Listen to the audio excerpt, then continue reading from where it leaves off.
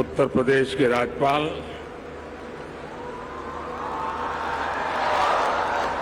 श्रीमती आनंदीबेन पटेल, उत्तर प्रदेश के मुख्यमंत्री योगी आदित्यनाथ जी, उप मुख्यमंत्री केशव प्रसाद मौर्य जी, ब्रजेश पाठक जी,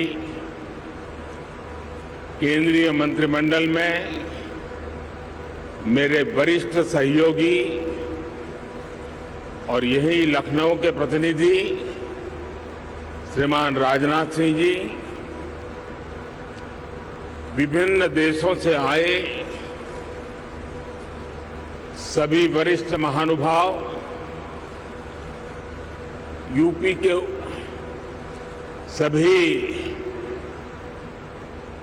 मंत्रीगण और ग्लोबल इन्वेस्टर समिट में पधारे इन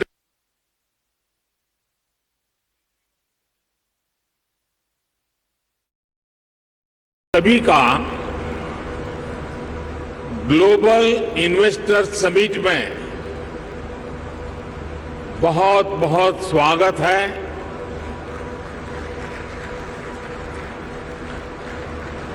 आप सोच रहे होंगे कि मैं मुख्य अतिथि होने पर भी ये स्वागत की जिम्मेदारी क्यों उठा रहा हूं। ये इसलिए क्योंकि मेरी एक और भूमिका भी है। आप सबने मुझे भारत के प्रधानमंत्री के साथ साथ उत्तर प्रदेश का सांसद भी बनाया है।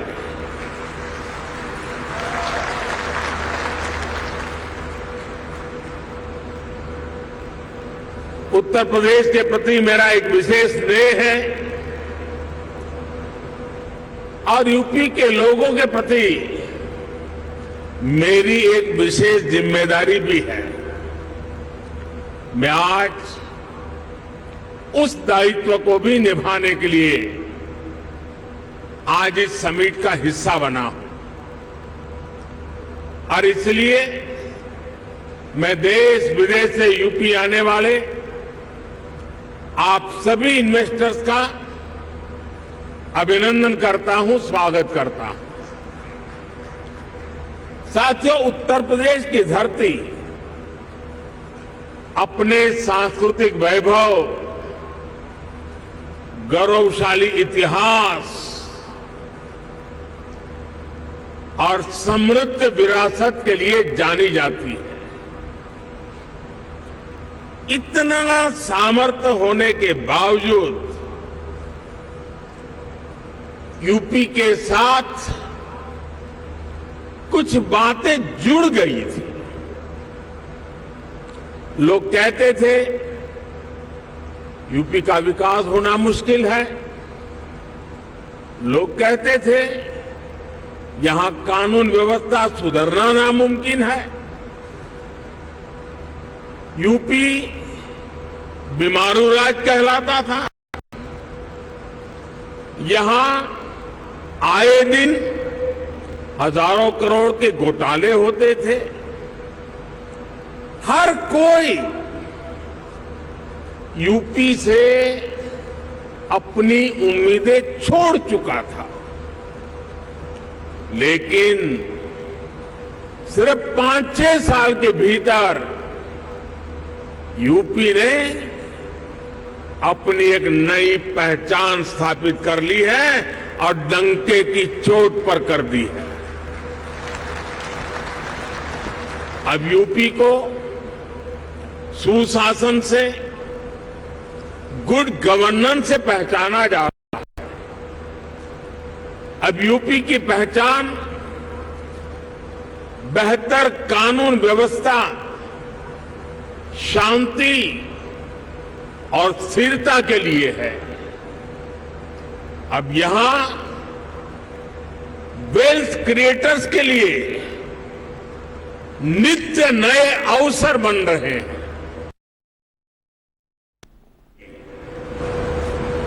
आखिर ऐसा क्या हुआ कि वैश्विक संकट के इस दौर में भारत ने न सिर्फ रेजिलियंस दिखाया बल्कि रिकवरी भी उतनी ही तेजी से की। साथियों, इसके पीछे सबसे बड़ा कारण है भारतीयों का खुद पर बड़ा भरोसा, खुद पर आत्मविश्वास। आज भारत के यूथ की सोच में, भारत के समाज की सोच और एस्पिरेशंस में एक बड़ा बदलाव देखने को मिल रहा है। आज भारत का हर नागरिक ज्यादा से ज्यादा विकास होते देखना चाहता है। वो अब भारत को जल्द से जल्द विकसित होते देखना चाहता है। भारत के समाज की एस्पिरेशंस आज सरकारों को भी पुश कर रही है और यही एस्पिरेशंस विकास के कार्यों में भी गति ला रही है। और साथियों, मत भूलिए कि आज आप जिस राज्य में बैठे हैं उसकी आबादी करीब करीब 25 करोड़ है। दुनिया के बड़े बड़े देशों से भी ज्यादा सामर्थ्य अकेले उत्तर प्रदेश में है। पूरे भारत की तरह ही आज यूपी में एक बहुत बड़ी एस्पिरेशनल सोसाइटी आपका इंतजार कर रही है। साथियों, आज भारत में सोशल, फिजिकल और डिजिटल इंफ्रास्ट्रक्चर पर जो काम हुआ है उसका बड़ा लाभ यूपी को भी मिला है।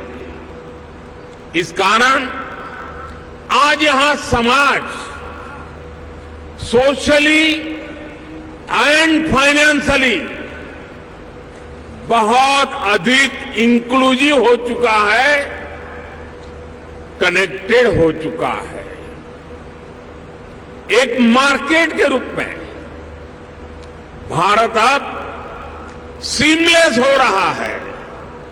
सरकारी प्रक्रियाएं भी सरल हो रही है। मैं अक्सर कहता हूं, आज आउट ऑफ कंपल्सन नहीं बल्कि आउट ऑफ कन्विक्शन रिफॉर्म करता है। यही कारण है कि भारत 40,000 से अधिक कंप्लायंसेस को खत्म कर चुका है, दर्जनों पुराने कानूनों को खत्म कर चुका है। साथियों, आज भारत सही मायने में स्पीड और स्केल के रास्ते पर चल पड़ा है।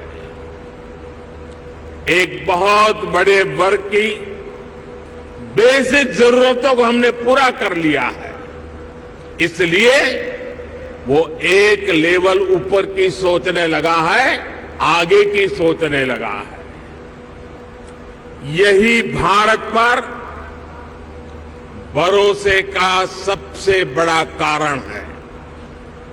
साथियों, कुछ दिन पहले भारत सरकार का जो बजट आया है उसमें भी आपको यही कमिटमेंट साफ साफ दिखेगा। इंफ्रास्ट्रक्चर पर रिकॉर्ड खर्च आज सरकार कर रही है और हर वर्ष इसको हम बढ़ा रहे हैं। इसलिए आज आपके लिए इंफ्रास्ट्रक्चर में इन्वेस्टमेंट के नए मौके बन रहे हैं। आज आपके लिए हेल्थ, एजुकेशन, सोशल इंफ्रास्ट्रक्चर में इन्वेस्टमेंट के भी अनेक अवसर हैं। ग्रीन ग्रोथ के जिस रास्ते पर भारत चल पड़ा है, उसमें तो मैं आपको विशेष रूप से आमंत्रित करता हूं। इस वर्ष के बजट में 35,000 करोड़ रुपए तो हमने सिर्फ एनर्जी ट्रांजिशन के लिए रखे हैं। ये दिखाता है कि हमारा इरादा क्या है। मिशन ग्रीन हाइड्रोजन हमारे इसी इरादे को बुलंद करता है। इस बजट में इससे जुड़ा पूरा इकोसिस्टम विकसित करने के लिए अनेक कदम उठाए गए हैं। इलेक्ट्रिक मोबिलिटी की ट्रांसफॉर्मेशन के लिए एक नई सप्लाई और वैल्यू चेन हम विकसित कर रहे हैं। साथियों, मुझे खुशी है कि नई वैल्यू और सप्लाई चेन विकसित करने के लिए यूपी आज एक नया चैंपियन बनकर उभर रहा है। परंपरा और आधुनिकता से जुड़े उद्योगों का,